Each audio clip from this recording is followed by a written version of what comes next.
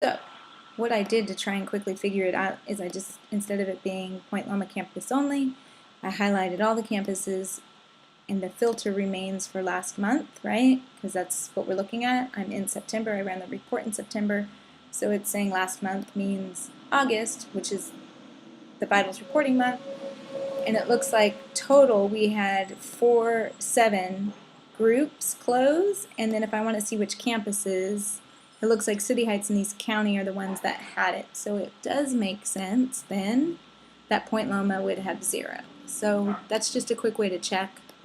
And sometimes I'm tired and forget, or, again, the data doesn't lie, so it may not make sense. And hopefully as you send this back to the pastors and the individual campus teams, the hope is they're verifying that this data is accurate.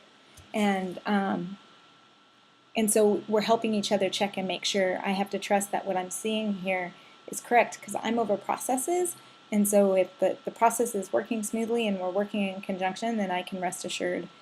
And the Group Vitals report is an opportunity for the pastors to look through the people and say, oh yeah, I forgot, Jill told me she stopped meeting, so let me tell the MOS team, and then we can rerun the report and get an accurate picture for the month.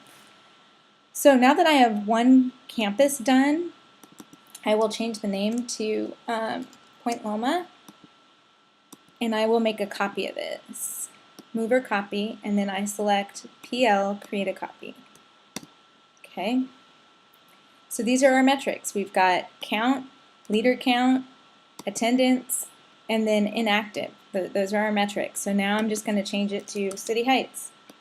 And instead of having to redo the whole pivot table, all I have to do is call it City Heights. And then change Point Loma to City Heights. Okay. And I will go through and I will do this, and don't forget to save every now and again. I will do this for each campus, and then the coolest thing about pivot tables, I think, is before I send it, you can double click on any of the numbers, okay, and it will pull a new spreadsheet of all those numbers. So like I was saying before, if the pastor should be looking at the data or the team and who their support team is. So if I double click on that 31, these are all 31 groups.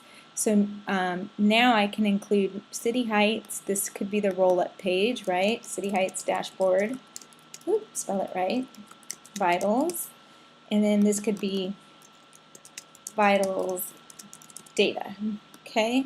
So now when I send it to Pastor Zeb, he's got the dashboard view, but then he's like, wow, I'm not sure who these 4 groups are. He can click and go, oh yeah, that's right, I remember talking to all these people. That's correct. That is actually correct. The other thing I forgot to do on the inactive, just so you know, we do put a inactive reason. So sometimes that's not part of our vitals reporting, but I think it's interesting and we should be aware of it. So it's called inactivity use, and you can slide that down here and you can see, okay, 1 of the people left the church and 3 moved out of the area. So 3 groups moved out of the area and 1 person left the church. So again, that just tells us that what our own internal report card is for building and maintaining these groups. Okay.